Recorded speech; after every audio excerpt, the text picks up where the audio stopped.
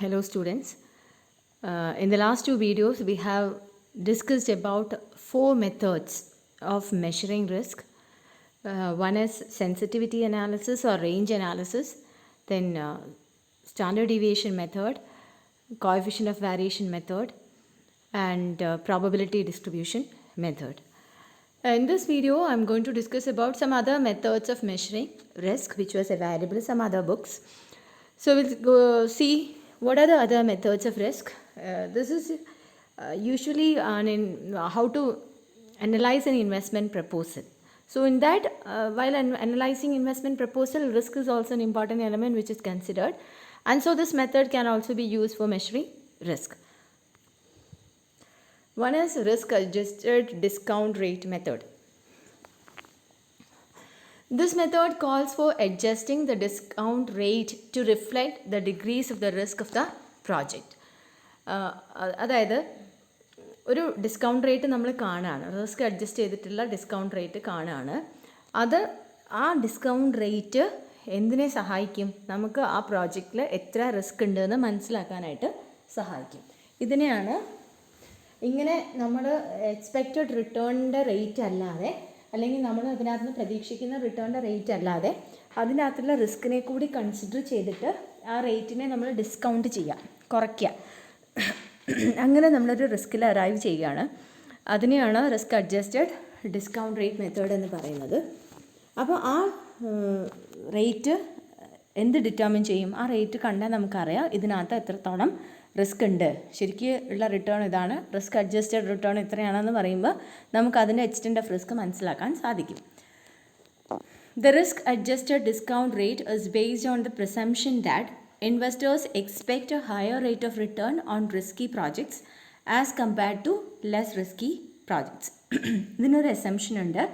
അതായത് നമുക്കറിയാലോ റിസ്ക്കും റിട്ടേണും കൂടെ ആയിട്ട് പോസിറ്റിവിറ്റി കോറിലേറ്റഡ് ആണ്. ഒന്ന് കൂടുമ്പോൾ മറ്റതും കൂടുന്നറിയാം. അപ്പോൾ എപ്പോഴും ഇൻവെസ്റ്റർ ഒരു ഹയർ റിസ്ക് റിട്ടേൺ എക്സ്പെക്റ്റ് ചെയ്യുന്ന സമയത്ത് അവർ they are ready to take higher risk എന്നുള്ളതാണ് ഇവിടെ ഉള്ള assumption. The rate requires determination of risk-free rates and risk premium rates. നിങ്ങൾ റിസ്ക് എടുക്കുന്നതിന് നിങ്ങൾക്ക് ഇത്രയാണ് റേറ്റ് കിട്ടുന്നത് എന്ന് പറയുന്നത്. അപ്പോൾ റിസ്ക് ഇല്ലാതെയുള്ള റേറ്റ് ഇത്രയാണ്, റിസ്ക് പ്രീമിയം റേറ്റ്. ഇത് രണ്ടും കൂടെ ഇൻക്ലൂഡഡ് ആണ് ഈ റിസ്ക് അഡ്ജസ്റ്റഡ് ഡിസ്കൗണ്ട് റേറ്റ് മെത്തേഡിൽ. Risk free rate is A rate at which the future cash inflow should be discounted, and risk premium rate is the extra return expected by the investor over the normal rate. Normal റേറ്റിൽ നിന്നും എത്രയാണ് investor expect ചെയ്യുന്നത്. Okay, then the adjusted risk rate is a composite discount rate. It takes into account both time and risk factors. ഇതൊക്കെയാണ് നമുക്ക് risk adjusted discount റേറ്റിനെ കുറിച്ച് പറയാനുള്ള കാര്യങ്ങൾ. ഒന്ന്, ഇത് it's A method adjusting the discount rate to reflect the degree of risk of the project. അപ്പോൾ ആ rate കണ്ടു കഴിഞ്ഞാൽ, അതായത് സാധാരണ ഇതിനകത്ത് ഇത്രയാണ്, ഇതിൻ്റെ അകത്തുള്ള റിസ്ക് കൂടി കവർ ചെയ്ത് ആ റിസ്ക് പ്രീമിയം കൂടി കവർ ചെയ്തിട്ട് ഇതിൻ്റെ റേറ്റ് ഇത്രയാണ് എന്ന് പറയുന്നത്. പിന്നെ ഇതിനൊരു അസംഷൻ ഉണ്ട്, that is higher rate of return on risky projects as compared to less risky projects. Investors എപ്പോഴും റിസ്കി ആയിട്ടുള്ള പ്രോജക്ട്സിൻ്റെ മുകളിൽ നിന്ന് higher rate of return expect ചെയ്യുമെന്നും ഈ rate requires determination of risk free റേറ്റും റിസ്ക് പ്രീമിയം റേറ്റും രണ്ടും ഡിറ്റർമിൻ ചെയ്യേണ്ടതിൻ്റെ ആവശ്യമുണ്ട് എന്നൊക്കെ പറയുന്ന ഒരു സാധനം. ദെൻ ഇത് നമ്മളൊരു ക്വസ്റ്റ്യൻ ആയിട്ട് ഒന്ന് മനസ്സിലാക്കാൻ, ഈ risk adjusted discount rate method എന്താണെന്ന് മനസ്സിലാക്കാനായിട്ട്, A project with an outlay of 4 lakh, its risk adjusted discount rate is estimated at 18%. The data on cash flow is as follows. അങ്ങനെ ഒരു പ്രോജക്റ്റ് ഉണ്ട്. അതിൻ്റെ ഇൻഫ്ലോസ് ആണ് 5 വർഷത്തെ ഇൻഫ്ലോസ് ആണ് തന്നിരിക്കുന്നത്. അതായത് ഫസ്റ്റ് ഇയർ 80,000 എക്സ്പെക്റ്റ് ചെയ്യുന്നുണ്ട്, second year 1,20,000, third year 1,60,000, fourth year 1,20,000 and fifth year 80,000. ഇങ്ങനെയാണ് നമ്മൾ ക്യാഷ് ഫ്ലോസ് എക്സ്പെക്റ്റ് ചെയ്യുന്നത്. ചോദ്യം, should the project B accepted or rejected? 4 lakh invest ചെയ്തിട്ട് ഇത്രയാണ് ഇൻഫ്ലോസ് 5 വർഷത്തേക്ക് പറയുന്നത്. 18% അതിൻ്റെ റിസ്ക് അഡ്ജസ്റ്റഡ് ഡിസ്കൗണ്ട് റേറ്റ് പറയുന്നു. എന്നിട്ട് പറയാണ് accept the project if NPV is greater than 1 and reject the project if the NPV is less than 1. ഇതാണ് നമുക്ക് തന്നിട്ടുള്ള ഹിൻറ്റ്. അപ്പോൾ NPV നിങ്ങൾ പഠിച്ച് കാണും. നെറ്റ് പ്രസൻറ്റ് വാല്യൂ മെത്തേഡാണ് നമ്മൾ ഫിനാൻഷ്യൽ മാനേജ്മെൻറ്റിനകത്തും ഇതിലൊക്കെ നമ്മൾ പഠിക്കുന്നതാണ് NPV എന്ന് പറയുന്നത്. I hope it is in financial management. Net present വാല്യൂയിലേക്ക് നമ്മൾ കൺവേർട്ട് ചെയ്യുന്നുണ്ട്. അതായത് രൂപയുടെ മൂല്യം ഇന്നുള്ള വിലയല്ല ഒരു വർഷം കഴിഞ്ഞ് കിട്ടുന്ന രൂപയ്ക്കുള്ളത്. അപ്പോൾ അതുകൊണ്ട് തന്നെ അതിനെ പ്രസൻറ്റ് വാല്യൂയിലേക്ക് കൺവേർട്ട് ചെയ്ത് ഇനീഷ്യൽ ഇൻവെസ്റ്റ്മെൻറ്റ് അതിനകത്ത് നിന്ന് ലെസ് ചെയ്യുന്നതാണ് NPV മെത്തേഡ് എന്ന് പറയുന്നത്. ഇതിന് നമ്മൾ സാധാരണഗതിയിൽ പ്രസൻറ്റ് വാല്യൂ ടേബിൾസ് ഉപയോഗിച്ചിട്ടാണ് ക്യാഷ് ഫ്ലോസിനെ ഡിസ്കൗണ്ട് ചെയ്യാറ്. അപ്പോൾ ടേബിൾസ് ഇല്ലെങ്കിൽ നമുക്ക് ചെയ്യാനുള്ള വഴിയുണ്ട്. In this the decision making is to be on the basis of NPV. അപ്പോൾ NPV കാണാനുള്ള ഫോർമുല എന്ന് പറയുന്നത് ഇറ്റ്സ് കമ്മിങ് ലൈക്ക് ദിസ്. ഇത് ശരിക്കും സിഗ്മയാണ്. This is sigma cash flow by 1 plus I is the rate raise to T minus initial investment. ഇത് sigma ഇവിടെ എത്തിയപ്പം ഇങ്ങനെ ആയിപ്പോയതാണ്. നമ്മുടെ സമേഷൻ സിഗ്മയാണ്. അപ്പോൾ NPV കാണാൻ നമ്മൾ എന്ത് ചെയ്യണം? Cash flow by 1 plus rate the whole raise to. അപ്പം ഫസ്റ്റ് ഇയറിൽ 1 പ്ലസ് 0.18 റേസ് ടു 1, സെക്കൻഡ് ഇയറിൽ 1 പ്ലസ് 0.18 റേസ് ടു 2 എന്ന് പറഞ്ഞിട്ടാണ് ഉണ്ടാവുക. ഇങ്ങനെ നമ്മൾ കാണുന്നു. 80,000 ആണ് ഫസ്റ്റ് ഇയറിൽ. 80,000 ഡിവൈഡഡ് ബൈ 1.18 പ്ലസ് 1,20,000 ആണ് സെക്കൻഡ് ഇയറിൽ. 1.18 whole square plus 1,60,000 divided by 1.18 raise to 3 plus 1,20,000 divided by 1.18 raise to 4. ഇങ്ങനെ ഓരോ വർഷത്തെ ഇൻഫ്ലോയും ഡിവൈഡഡ് ബൈ അതിൻ്റെ 1 plus I raise to T ആണ് നമ്മൾ കാണുന്നത്. ഇതെല്ലാം ഇത്രയും ചെയ്തിട്ട് -4 lakh ചെയ്താലാണ് നമുക്ക് എന്ത് കിട്ടുക? -4 lakh എന്ന് പറയുന്നത് ഇനീഷ്യൽ ഇൻവെസ്റ്റ്മെൻ്റ് ആണ്. അത് ചെയ്താൽ നമുക്ക് എന്ത് കിട്ടും? ഓക്കെ, അത് ചെയ്താൽ നമുക്ക് ഈ ഫിഗേഴ്സ് എല്ലാം കൂടെ സിംപ്ലിഫൈ ചെയ്താൽ നമുക്ക് 3,48,210 ആണ് കിട്ടുക. മൈനസ് ഇനീഷ്യൽ ഇൻവെസ്റ്റ്മെൻ്റ് എന്ന് പറയുന്നത് -51,790 ആണ്. ഓക്കെ, അപ്പോൾ നമ്മൾ ഇൻവെസ്റ്റ് ചെയ്യുന്നത് 4 ലക്ഷമാണ്. നമുക്ക് 5 വർഷമായിട്ട് കിട്ടുന്ന തുക നോക്കുകയാണെങ്കിൽ കുറേ ഉണ്ടെന്ന് തോന്നും. പക്ഷേ അത് പ്രസൻറ്റ് വാല്യൂയിലേക്ക് കൺവേർട്ട് ചെയ്ത് ഡിസ്കൗണ്ട് ഫാക്ടർ വെച്ചിട്ട് കൺവേർട്ട് ചെയ്തിട്ട് നമ്മൾ നോക്കുന്ന സമയത്ത് അത് എത്രയേ ഉള്ളൂ? 3,48,210 ആവുള്ളൂ. അപ്പോൾ അതിൻ്റെ NPV എന്ന് പറയുന്നത് ഒരു നെഗറ്റീവ് വാല്യൂ ആണ് കിട്ടിയിരിക്കുന്നത്. അപ്പോൾ നമ്മളോട് പറഞ്ഞത് എന്താണ് ക്വസ്റ്റ്യനിൽ? If it is greater than 1, ഒന്നിനേക്കാളെങ്കിലും ഗ്രേറ്റർ, അതായത് 4 lakhനേക്കാൾ 1 രൂപയെങ്കിലും കൂടുതൽ കിട്ടിയാൽ നമുക്കത് ആക്സെപ്റ്റ് ചെയ്യാം. അതല്ല 4 lakhനേക്കാൾ കുറവാണെങ്കിൽ NPV കുറവാണെങ്കിൽ ലെസ് ദാൻ 1 ആണെങ്കിൽ you can reject the proposal. അങ്ങനെയാണ് പറയുന്നത്. സോ NPV ലെസ് ദാൻ 1 ആണ്, മൈനസ് വാല്യൂ ആണ്, അത് വലിയൊരു മൈനസ് വാല്യൂ ഉണ്ട്. അപ്പോൾ we can reject the proposal. ഇതാണ് ഒരു method of finding or measuring risk. അപ്പോൾ ഇതിനകത്ത് കാണുമ്പോൾ ക്യാഷ് ഫ്ലോസ് ഒക്കെ കാണുന്ന സമയത്ത് ഓക്കെ എന്ന് തോന്നിയാലും ഇതിനകത്ത് റിസ്ക് ഇൻവോൾവ് ആണ് എന്നുള്ളത് നമുക്ക് റിസ്ക് അഡ്ജസ്റ്റഡ് ഡിസ്കൗണ്ടഡ് മെത്തേഡ് ഉപയോഗിച്ച് ഡിസ്കൗണ്ട് റേറ്റ് ഉപയോഗിച്ചിട്ട് നമുക്ക് കണ്ടെത്താൻ സാധിക്കുന്നു. ഇനി രണ്ടാമത് പറയുന്ന ഒരു method the certainty equivalent approach എന്ന് പറയുന്ന ഒരു അപ്രോച്ചാണ്. According to this method the estimated cash flows are reduced to a conservative level by applying a correction factor termed as certainty equivalent coefficient. അപ്പോൾ ഇവിടെ ഇതേപോലെ അവിടെ നമ്മൾ ഡിസ്കൗണ്ട് ഫാക്ടർ എന്നൊക്കെ പറയുന്ന പോലെ ഇവിടെ നമ്മളൊരു കറക്ഷൻ ഫാക്ടർ അപ്ലൈ ചെയ്യാണ്. ആ കറക്ഷൻ ഫാക്ടർ എന്തിനാ? നമ്മൾ കൺസർവേറ്റീവ് അപ്രോച്ച്, അക്കൗണ്ടിങ്ങിലൊക്കെ ഉള്ള കൺസർവേറ്റീവ് അപ്രോച്ചില്ലേ, എന്താണ് കൺസർവേറ്റീവ് അപ്രോച്ച് പറഞ്ഞാൽ? മാക്സിമം ലോസിനെ നമ്മൾ കാണുക. അക്കൗണ്ട് ചെയ്യുമ്പോൾ അങ്ങനെയാണ് നമ്മൾ അക്കൗണ്ട് ചെയ്യുക. ലാഭം അത്ര കണ്ട് കുറയ്ക്കാനുള്ള രീതിയിലാണ് നമ്മൾ ചെയ്യുക. അതേപോലെ ഇതിൻ്റെ അകത്ത് നമുക്കുള്ള എസ്റ്റിമേറ്റഡ് ക്യാഷ് ഫ്ലോസിനെ നമ്മൾ റെഡ്യൂസ് ചെയ്തിട്ട് കറക്ഷൻ ഫാക്ടറിൻ്റെ സഹായത്തോടെ റെഡ്യൂസ് ചെയ്തിട്ട് ഒരു കൺസർവേറ്റീവ് ലെവൽ, അങ്ങനെ എന്തൊക്കെ ഇതിനപ്പുറത്തേക്ക് എന്തൊക്കെ സംഭവിച്ചാലും നമുക്ക് നഷ്ടം വരാത്ത രീതിയിൽ ആണ് നമ്മളിതിനെ ചെയ്യുക. The correction factor is a ratio of riskless cash flow to risky cash flow. ഈ കറക്ഷൻ ഫാക്ടറിനെ കണ്ടുപിടിക്കുക, അതായത് സെർട്ടാനിറ്റി ഇക്വിവാലൻറ്റ് കോഎഫിഷ്യൻറ്റിനെ കണ്ടുപിടിക്കാൻ നമ്മൾ എന്താണ് റിസ്ക്ലെസ് ക്യാഷ് ഫ്ലോ എത്രയാണ്, റിസ്കി ക്യാഷ് ഫ്ലോ, ഇതിൻ്റെ റേഷ്യോനെയാണ് സെർട്ടാനിറ്റി ഇക്വിവാലൻറ്റ് കോഎഫിഷ്യൻ്റായിട്ട് നമ്മൾ തീരുമാനിക്കുക. The certainty equivalent coefficient reflects the management's attitude towards risk. ഈ കോഎഫിഷ്യൻറ്റിനെ, അതായത് നമ്മൾ ratio of riskless cash flow to risky cash flow ആയിട്ട് നമ്മൾ കണ്ടുപിടിക്കുന്ന ഈ coefficient will determine the tolerance level, risk tolerance level of management. Then certainty equivalent coefficient is equal to riskless cash flow by risky cash flow. നമ്മൾ പറഞ്ഞു ഇതാണ് ratio of എന്ന് പറഞ്ഞത്, അതിൻ്റെ ഫോർമുലയാണ് കാണിച്ചിരിക്കുന്നത്.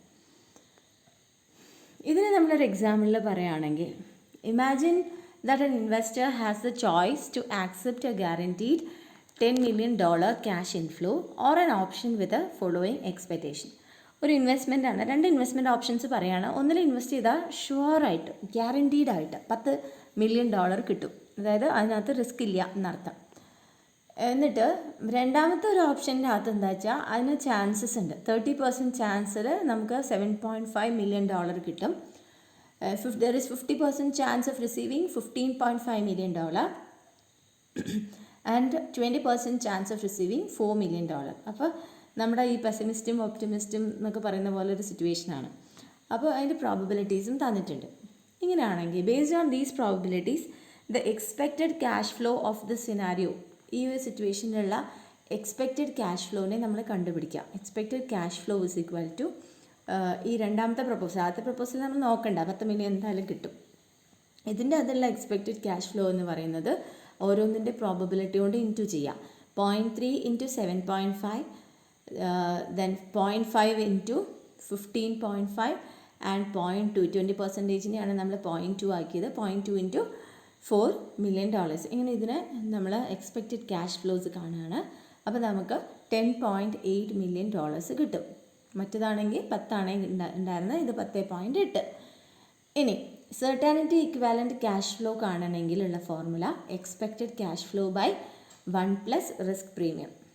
അതായത് നമ്മൾ എത്രയാണോ എക്സ്പെക്റ്റഡ് ക്യാഷ് ഫ്ലോ നമുക്ക് കിട്ടുക, ഈ സെർട്ടാനിറ്റി ഇക്വാലൻറ്റ് കോഎഫിഷ്യൻറ്റ് കാണാനാണ് നമ്മൾ നേരത്തെ പറഞ്ഞ ഫോർമുല ഉപയോഗിക്കുക. ഇത് സെർട്ടാനിറ്റി ഇക്വാലൻറ്റ് ക്യാഷ് ഫ്ലോ ആണ് നമ്മൾ കാണുന്നത്. അതിന് എക്സ്പെക്റ്റഡ് ക്യാഷ് ഫ്ലോ എത്രയാണ് അത് divided by 1 plus risk premium. ഇതാണ് അതിനുള്ള formula. Assume the risk adjusted rate of return to discount this option is 12%. Risk adjusted rate 12 ആണ് and the risk free rate is 3. അങ്ങനെ നമ്മൾ അസ്യൂം ചെയ്യുകയാണ്. Risk adjusted rate 12ഉം risk free rate 3 ആണെങ്കിൽ thus the risk premium എന്ന് പറയുന്നത് ഇതിൻ്റെ difference ആണ്. Risk adjusted rate minus risk free rate, അങ്ങനെ 9% റിസ്ക് പ്രീമിയം കിട്ടും. അങ്ങനെ റിസ്ക് പ്രീമിയം കിട്ടിക്കഴിഞ്ഞാൽ using the above equation the certainty equivalent cash flow, നമ്മൾ നേരത്തെ പറഞ്ഞ ക്യാഷ് ഫ്ലോ എങ്ങനെയാണ് കാണുക, $10.8 million ഡിവൈഡഡ് ബൈ 1 പ്ലസ് 0.09, അതായത് 9%, 1 പ്ലസ് I, അതാണ് സാധനം. അപ്പോൾ നമുക്ക് എന്ത് കിട്ടും, $9.908 million കിട്ടും. Based on this, if the investor prefers to avoid risk, he should accept any guaranteed option worth more than 9.908. അപ്പോൾ ഇയാൾക്ക് റിസ്ക് അവോയ്ഡ് ചെയ്യണമെങ്കിൽ, ഇപ്പോൾ ഈ റിസ്ക് ഒക്കെ ഇത് പ്രകാരം ഇയാൾക്ക് സെർട്ടനായിട്ട് കിട്ടാനുള്ള എമൗണ്ട് എന്ന് പറയുന്നത് എത്രയാണ്, 9.908 million ആണ്. 10.8 എക്സ്പെക്റ്റ് ചെയ്യുന്നുണ്ടെങ്കിൽ പോലും അയാൾക്ക് റിസ്ക് പ്രീമിയം ഒക്കെ കണക്കാക്കി ഒക്കെ നോക്കുന്ന സമയത്ത് അയാൾക്ക് കിട്ടാൻ സെർട്ടനായിട്ടുള്ളത് എത്രയാണ്, 9.908 ആണ്. പക്ഷേ അവിടെ വേറൊരു ഗ്യാരൻറ്റീഡ് സാധനം ഉണ്ട്, $10 million. അപ്പോൾ അയാൾക്ക് അത് ഇൻവെസ്റ്റ് ചെയ്യുന്നതായിരിക്കും നന്നാവുക. മറ്റേത് 50% ചാൻസ്, നമ്മുടെ ക്വസ്റ്റ്യൻ ഒന്ന് നോക്കിക്കേ, 50% ചാൻസ് 15.5 million കിട്ടാനുണ്ട് എന്നൊക്കെ ഉണ്ടെങ്കിലും ഈ പ്രോബബിലിറ്റി ഒക്കെ അതിൻ്റെ വെയിറ്റേജ് ഒക്കെ കൊടുത്ത് അതിന് സെർട്ടാനിറ്റി ഇക്വാലൻറ്റ് ക്യാഷ് ഫ്ലോ ഒക്കെ കണ്ടു കഴിയുമ്പോൾ നമുക്ക് മനസ്സിലാവുന്നത് ആ സെർട്ടാനിറ്റി ഇക്വാലൻറ്റ് ക്യാഷ് ഫ്ലോ എന്ന് പറയുന്നത് $9.908 million മാത്രമാണ്. അപ്പോൾ അതുകൊണ്ട് അതിനേക്കാൾ കൂടുതൽ ഗ്യാരണ്ടീഡ് റിട്ടേൺ എന്തിനുണ്ടെങ്കിലും അതായിരിക്കും പ്രിഫർ ചെയ്യേണ്ടത്. Okay, in order to avoid risk. പിന്നെ ഒന്ന് മെഷേഴ്സ് ഓഫ് റിസ്കിലായിട്ട് കണ്ടിട്ടുള്ളത് ഡിസിഷൻ ട്രീ അനാലിസിസ് ആണ്. A decision tree is a graphic display of various decision alternatives and the sequence of events as if they were branches of a tree. ഇത് നമുക്കുള്ള investment, നമുക്കൊരു decision crisis വരുന്ന സമയത്ത് നമുക്ക് അതിനകത്ത് എന്തുകൊണ്ടാണ് ഡിസിഷൻ മേക്കിങ്ങിന് പ്രോബ്ലം വരുന്നത്? When you are confronted with various alternatives അല്ലേ. ഒറ്റ തീരുമാനം എടുക്കാൻ പറ്റുള്ളൂ വെച്ചാൽ പിന്നെ അവിടെ വേറെ ഒന്നുമില്ലല്ലോ, വേറെ തീരുമാനിക്കാനൊന്നുമില്ല. പക്ഷെ ഒന്നിൽ കൂടുതൽ ഓപ്ഷൻസ് ഉണ്ടാകുമ്പോഴാണ് നമുക്കൊരു ഡിസിഷൻ മേക്കിംഗ് പ്രോബ്ലം വരുന്നത്. അപ്പോൾ ആ ഇവൻസിനെയൊക്കെ നമ്മളൊരു ഗ്രാഫിക്കലി റെപ്രസെൻറ്റ് ചെയ്യുന്നതിനെയാണ് ഡിസിഷൻ ട്രീ അനാലിസിസ് എന്ന് പറയുന്നത്. അപ്പോൾ നമുക്കെല്ലാം വ്യക്തമായിട്ട് കാണാൻ പറ്റും. അതിൽ നിന്ന് അപ്പോൾ പെട്ടെന്ന് നമുക്ക് ഏതാ സ്യൂട്ടബിൾ എന്ന് തീരുമാനിക്കാൻ പറ്റും. The construction of A decision tree requires, ഇതിൻ്റെ സ്റ്റെപ്സാണ് ഈ പറയുന്നത്. ഡിസിഷൻ ട്രീന് എന്തൊക്കെ വേണം? ഡെഫിനിഷൻ ഓഫ് ദ പ്രപ്പോസൽ, ആ പ്രപ്പോസലിനെ നമ്മൾ ഡിഫൈൻ ചെയ്യണം. ഐഡൻറ്റിഫിക്കേഷൻ ഓഫ് ഓൾട്ടർനേറ്റീവ്സ്, എന്തൊക്കെ ഓൾട്ടർനേറ്റീവ്സ് ഉണ്ട് എന്നുള്ളത് മനസ്സിലാക്കുക, ഐഡൻറ്റിഫൈ ചെയ്യുക. Then graphing the decision tree, അത് കഴിഞ്ഞിട്ട് forecasting cash flows and evaluating result. ഇങ്ങനെ 5 സ്റ്റെപ്സാണ് അതിനകത്ത് ഇൻക്ലൂഡഡ് ആയിട്ടുള്ളത്.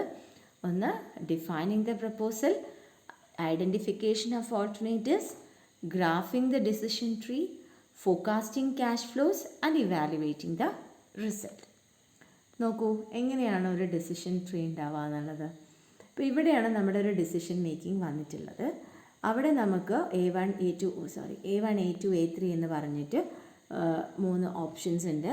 നമ്മൾ ഒന്നിൻ്റെ അടുത്ത് പോവാം. ഈ A1 പറയുന്ന ഓപ്ഷൻ്റെ അകത്ത് നമുക്ക് 2 ഔട്ട്കംസ് ഉണ്ടാവാനുള്ള സാധ്യതയുണ്ട്. അത് D1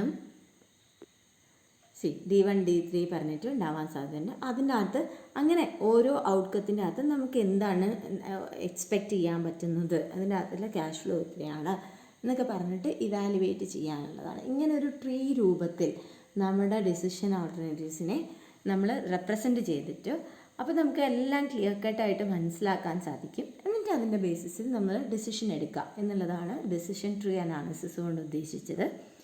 What is significant about decision tree approach is that it does several things for decision makers.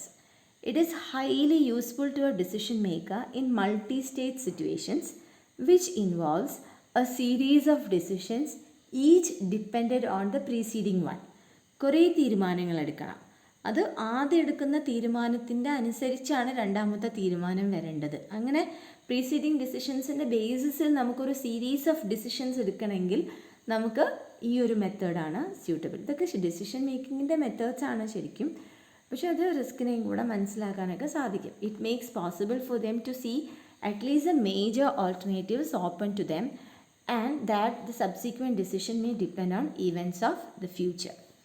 അപ്പോൾ ഓരോ ഇവൻറ്റും അതിൻ്റെ ഔട്ട്കം എന്താണ്, ആ ഔട്ട്കത്തിനകത്ത് എന്തൊക്കെ കാര്യങ്ങൾ വരാൻ സാധ്യതയുണ്ട്, അങ്ങനെ അതിനെ നമുക്ക് ഫ്യൂച്ചറിലേക്കുള്ളത് അങ്ങോട്ട് പ്രെഡിക്റ്റ് ചെയ്യുകയാണ് ഗ്രാഫിലൂടെ. അപ്പോൾ അത് that will be suitable for making proper decisions. അപ്പോൾ ഇതോടുകൂടി നമ്മൾ നമ്മുടെ മെഷർമെൻറ്റ് ഓഫ് റിസ്കിനെ വൈൻഡപ്പ് ചെയ്യാണ്. അതിനകത്ത് ഇപ്പോൾ നമ്മൾ ഒരുപാട് മെത്തേഡ്സ് നോക്കി. ആദ്യത്തെ 4 പ്യുവർലി ഫോർ റിസ്ക് മെഷർമെൻറ്റ് എന്ന് പറയുന്നത് 4 മെത്തേഡ്സാണ്. പിന്നെ ഇതിനകത്ത് ഇതൊക്കെ നമ്മൾ ഇൻവെസ്റ്റ്മെൻറ്റ് ഓപ്ഷൻസിനെ അനലൈസ് ചെയ്യാനൊക്കെ ഉപയോഗിക്കുന്നതാണ്. ഒരു ഇൻവെസ്റ്റ്മെൻറ്റ് ലാഭകരമാണോ അല്ലേ എന്നൊക്കെ മനസ്സിലാക്കാനാണ് നമ്മൾ സാധാരണ റിസ്ക് അഡ്ജസ്റ്റഡ് മെത്തേഡും പിന്നെ ഈ അതിനുശേഷം പറഞ്ഞിട്ടുള്ള മെത്തേഡ്സൊക്കെ ഡിസിഷൻ ട്രീ മെത്തേഡ്സൊക്കെ നമ്മൾ യൂസ് ചെയ്യുന്നത് അങ്ങനെയാണ്. പക്ഷേ അതിനകത്ത് റിസ്ക് കൂടി കവർ ചെയ്യാം. റിസ്കിൻ്റെ എലമെൻറ്റും കൂടെ ഇൻവെസ്റ്റ്മെൻറ്റിനെ അനലൈസ് ചെയ്യുമ്പോൾ റിസ്ക് ഒരു ഇമ്പോർട്ടൻറ്റ് ഫാക്ടർ ആയതുകൊണ്ട് it can be used as A measure of risk. Okay, thank you.